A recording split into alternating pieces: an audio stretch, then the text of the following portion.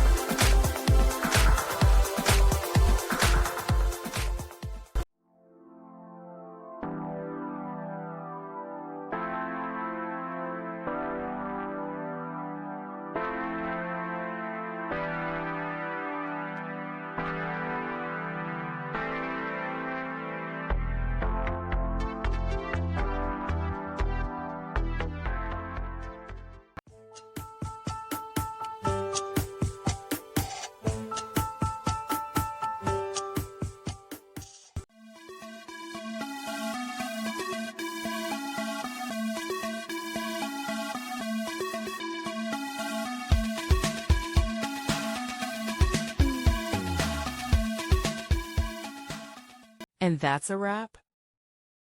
I hope you found the answer you were looking for. If you did, take a second to hit that subscribe button. It really helps out. And let me know in the comments which solution worked best for you. See you next time in the debug zone.